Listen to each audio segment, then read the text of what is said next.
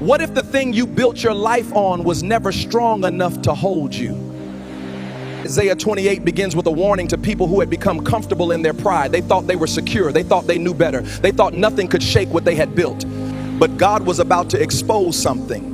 You cannot build a permanent life on a temporary foundation.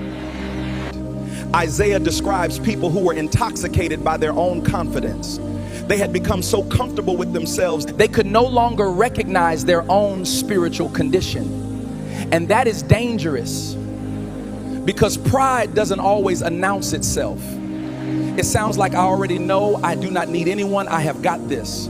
God understands. But the most dangerous place you can be is believing you are standing strong when you are actually standing on something that is collapsing beneath you. Remember that pride can make you defend the very thing God is trying to remove.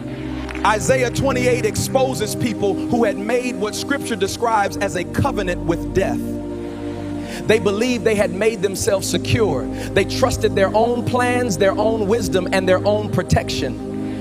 But God says your refuge is not going to save you if it is built on a lie. And that message is still powerful today. What are you trusting? Your money, your connections, your reputation, your intelligence, your popularity. People can disappear. Money can disappear. Opportunities can disappear. Even the people you thought would always stand beside you can walk away. So if your entire identity is built on something temporary, what happens when that thing is taken away? Then Isaiah gives us one of the most powerful declarations in the chapter.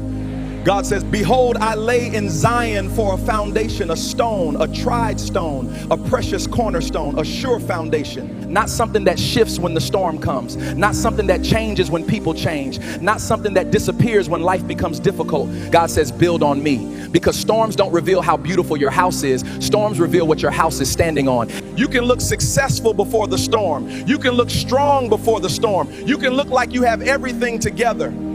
But when the wind comes, when betrayal comes, when loss comes, when disappointment comes, the foundation gets tested. You must remain strong and hold your ground firmly. Isaiah 28 also speaks about God's line and plummet. In other words, God measures what we've built.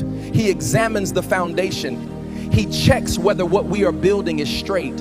And sometimes God has to tear something down, not because he wants to destroy you, but because he refuses to let you build your future on something that will eventually destroy you. That's why some doors had to close. That's why some relationships ended. That's why some plans didn't work. That's why certain things you desperately wanted never happened. You thought God was saying no, but maybe God was saying, I'm protecting you from building on the wrong foundation. Then Isaiah gives another powerful picture. A farmer doesn't treat every crop exactly the same way. There is a time to plow, a time to